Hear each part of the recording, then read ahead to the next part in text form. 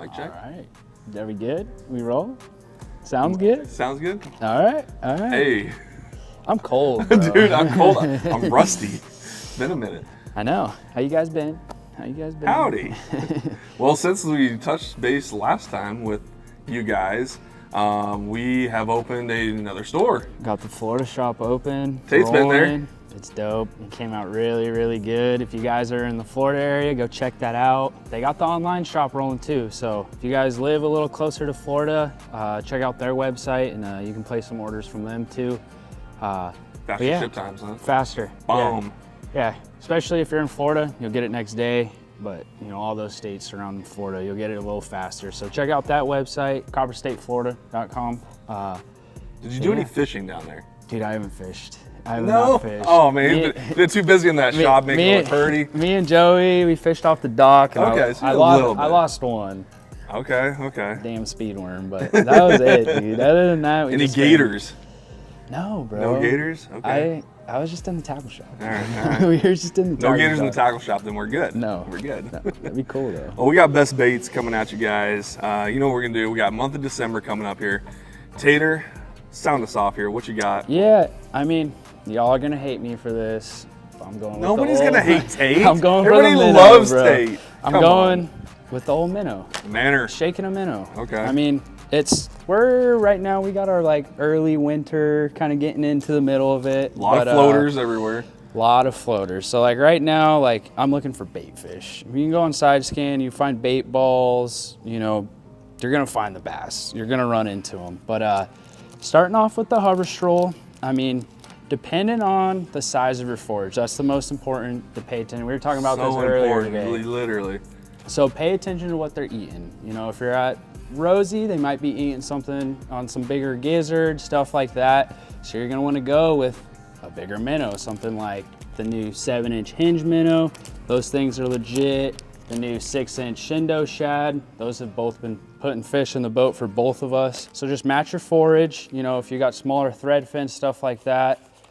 The Aussie is one of my favorites. It's hard to beat. It's got super good roll. And then the new Strobe Shaker also. For that smaller forage, you know, you're going for thread fins, smaller gizzard, run with those two. But I mean, it's just killer, you know, just That Aussie's like the perfect size. Yeah, you know, you get that. I like how too, it's got the fatter little profile to it. Right. But I mean, this thing rolls, throw it on that new 3/0 8-ounce mini mag head. Mini mag. And fired baits. You ain't bending that hook out. No. But yeah, I think the whole key this time of year with this too, it's almost kind of like the jerkbait. You can keep it right above them, right in front of it. So that's the key with that. Play around with the different weight sizes. Always start lighter and then, you know, kind of move up or even down from there if you have to, if they're sitting shallower. But a minnow, man, it's hard to beat. They're eating shad and it just looks like a shad. Freaking, but Heck yeah. play around with your jig head sizes, play around with your different minnow sizes, and it really varies just day to day. I mean, this is a scoping deal. You're gonna see how they're reacting to it. You know, just pay close attention and mess around with your different jig head sizes and your different bait sizes. Those are killer. That's gonna be a killer one. Heck yeah. She's starting off. Speaking about minnows, I mean, I gotta start with probably the #1 most versatile bait on forward facing. Old jerkbait, guys. Jerkbaits. Particularly, now I'm gonna talk about something a little bit specific. Talking about jerkbaits on forward facing. I'm gonna throw a little nugget out there for y'all. Something, you know, us pros do, or who, you know, tournament guys. You know, you're not your average everyday fisherman. Give you guys some juice here to go home and do. All right. What you want to do is get yourself a jerkbait that's gonna sink slowly. Okay, or make a floating jerkbait that, you know, like the small 97 Provoke, sink slowly. And it can't be a fast sink. It can't drop like this, guys. But if it drops like this, you gotta be really patient. But when you sink down a jerkbait to fish on scope, man, I tell you what, you can get some of the biggest fish in the wintertime to bite that thing, because what's so great about a jerkbait is it's staying in place, right? You can fish it adjacent to cover, fish that are on cover, on structure, rock, habitat, whatever it may be, and you can get them to commit to that bait, or you can fish it on fish that are roaming, chasing minnows, chasing bait, and fish it fast. It's so versatile. It's such a great bait this time of year to either slow down or speed up, depending on what's going on at your lake. And personally, one of my favorites is the Berkley Stunna, as far as like your regular size, the 112. And then if I'm going downsizing, I'm going to the 97 Provoke. Couple different things you got to do with these, all right? The Stunna hooks actually bend out. These ones are actually a little on the fragile side. I really like that they're a triple grip style bait, EWG, but they do bend out. So I'm upgrading my hooks. I do it on all my crankbaits and jerkbaits, but I'm going with the BKK hooks. And you got to pay close attention, guys. There's two different models of BKKs. There's the SS, and then there's the UL, which is ultra light. So here's the difference. This is the little golden nugget right here, guys. Get you the SS, the thicker shank hooks, right? And you can play with ultralights on the back or no ultralights at all, depending on your sink rate. You gotta mess with your jerkbait on scope and get your correct sink rate, but change out those hooks to a thicker shanked hook or even a short shank hook, and that's gonna allow that floating or suspending jerkbait to actually sink a little bit on the right sink rate. You're gonna get it down there. Now, one more key here, guys, is I don't have a +1 in my hands. I've got regular bills, all right, your regular standard jerkbait. I'm sinking them down to 20 feet. You're like, why don't you throw a +2 or +1, right? Here's the key, guys. When you're sinking down a jerkbait and you get it next to that fish is down here in 20 foot, and you sink it next to it and you twitch it for the first time, a lot of times that first movement of that fish is gonna get them to eat. That +1, +2 is gonna go below that fish, okay? You don't want that. You want it to stay fully horizontal or come up a little bit. And so that regular bill style is gonna do that for you. Trigger those fish. Hope y'all can catch some more wintertime fish doing that, sinking down some jerkbaits, because it is deadly.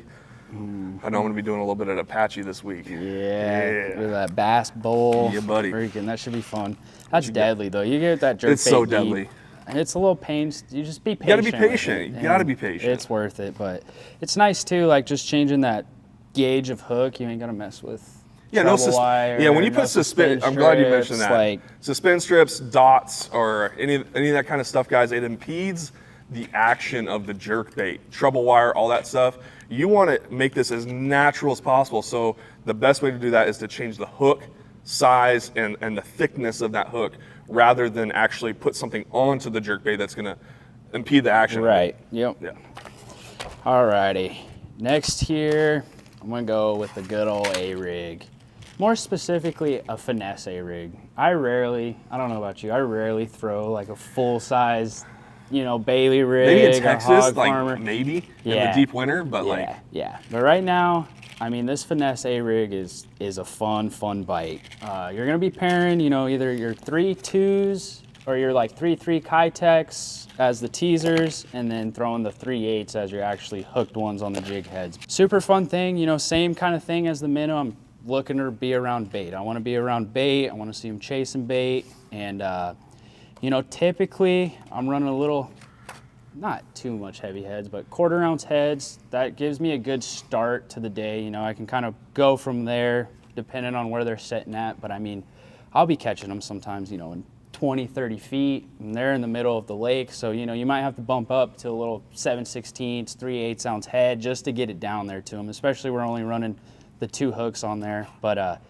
super simple with this one. I mean, cast and wind, nice steady retrieve. I'm throwing it on like a 7 gear ratio. And then anytime I'm getting around some sort of cover, coming over that hump or anything, I'm just giving it a couple pops with the reel, just making that rig, flex and just look a little different, but just looking for a reaction bite. But I think one people don't like pay close attention to with the A-rig is it's kind of like the minnow. Get away with the lightest head you possibly can. Exactly. The more natural it is, the better and more bites you're gonna get. So if you're throwing a 1/2 ounce head and they're in 10 foot of water, and you have to move that 1/2 ounce on each head, have to move that A-rig faster through the water column. Well, right now they might not be moving very fast. So that might not get you a lot of bites. Yeah, and that's like with both these techniques, I mean, it's really important to pay attention to the weights you're throwing on the heads and just seeing how they're reacting to it. But like you said, like if you're throwing a 1/2 ounce head and they're sitting higher up and you're swimming the A-rig under them, they ain't gonna bite it. So just be paying attention, play around with your different jig head sizes. I like throwing the Divine Swimmers on there. They're a little tougher than Kitex, and they do have a little tighter wobble to them than the Kitex. So wintertime, it's getting cold. Get you some Divine Swimmers, their new little Finesse A-rig. And I like that. I'm so glad they came up with a little Finesse one. Yeah, that thing's thing's money. fire. It's fire. It's cool too. They have this is the Baby Minnow, which has the painted blades, and then the other one has just your, your classic silver blades. But Heck yeah. that's a fun one. Freaking just chucking and winding a whole A-rig, man. Oh yeah. Freaking nice part about the Finesse ones too, I throw it on like a 7.5 medium heavy, 17 to 20 pound line. And Yeah, you don't need like a crazy setup. No, everybody thinks you need this beefy setup. I like it on a soft yeah, rod. that's like, I feel like with the first A-rigs when they're, dudes are throwing them on swimbait rods and stuff. But nowadays, freaking, you ain't got to kill yourself. Just, like plus throwing ours a spinnerbait. Right, ours are lighter because we only get 2 heads to use. You go to Texas, and when I fish in Texas, I get to throw 5 hooks, so it's a big, heavy rig. Right. So you need a pretty stout rod, right, to throw that around. Here, I mean, crankbait rod, 7'11" crankbait rod. I mean, 7'5" jig rod. Like those are perfect. And Yeah, and you're not killing yourself all day with it. But super easy, super fun to fish. If you guys are just looking to get bit this winter, that's a good one. All A-rig. Well, I'm going to talk about one of my all-time favorites in the winter time, the good old rock crawler, or what's really this design came from is the wiggle wart. I mean, the old wiggle wart. Man, tell you what, for some reason, this action of these style crankbaits, it has an erratic, tight wobble. So whenever you're deflecting, it's really erratic and almost is flat on the bottom instead of up and down. It's really flat to the bottom. And man, this time of year, from here all the way through February, I mean, these things this style crankbait kills it. I mean, just a flat out fish catching machine. You got different depths you can have these in, different sizes. This is a 55, we got 50s, 4 to 8 footers. Yep. This is the 9 to 14 foot to get a little bit deeper. I throw these on pretty light line, 12-pound test, maybe even 10 if I'm trying to get way down, or if I'm going shallower, I might bump it up a little bit. But light line, medium, crankbait rod, it is so much fun. You get a big bite on it, it feels like you got a tuna. Freaking loads, Oh, dude. and you can just, you can go down, find you guys want to find just that good 45-degree bank, good rock, river rock or chunk slab rock. Go down the bank in there. It helps if it's, leading into a cove or, even secondary points, that kind of stuff. That's what you want to look for with that. But pick you up some rock crawlers. I lean more towards the reddish and the green pumpkin and the oranges colors, in the wintertime. But doesn't mean you can't get bit on some shad ones. Right. If you're around a lot of bait, if the fish are really keen on shad. But I do tend to lean more towards the reds and the browns and the green pumpkins this time of year. Yeah. Pick up some rock crawlers, guys.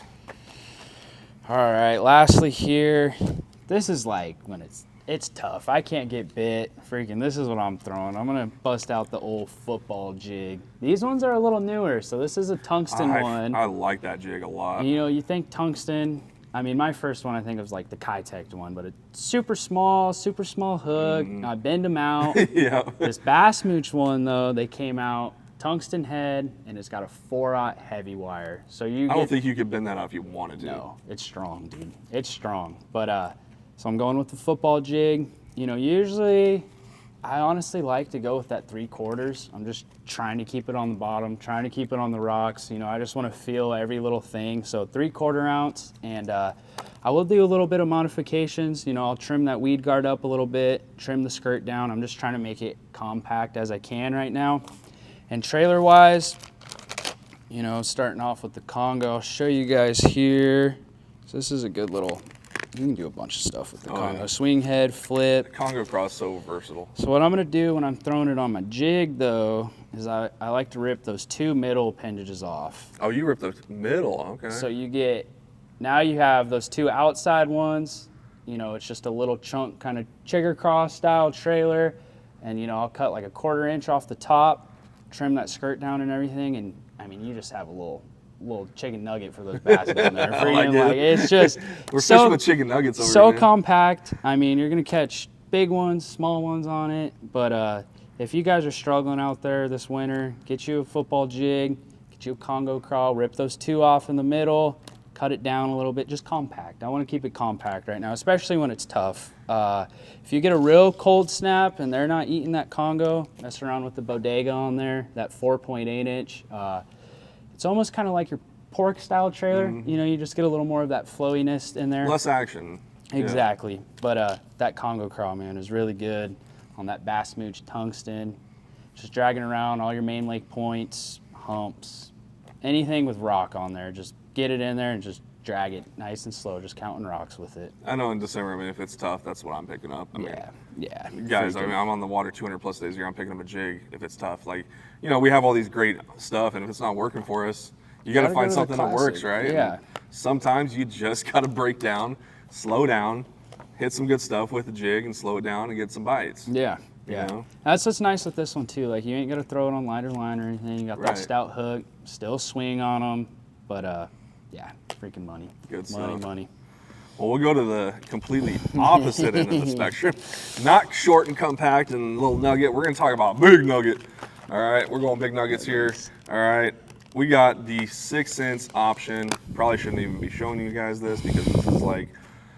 So I had this, man, I had this prototype here back like probably 8-9 months ago.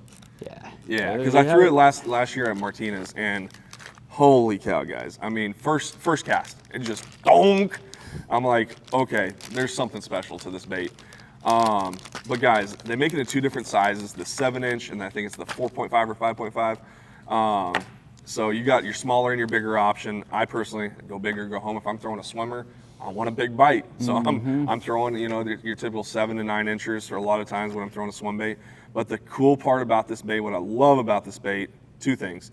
One, I can change that harness to the top. I mean, you got literally basically a line through style bait, but now you can change the hook to the top and you can come through grass, wood, bump stuff, bump habitat. You can, it's so versatile, and you get that sweet action of a soft line through style bait in a harness style bait. And the other part I love is this is really, really thick plastic, guys. So what that does is it creates a really unique wobble on this swim bait. I mean, it's thick, and it also holds up really, really well when you stick that hook down in that bait.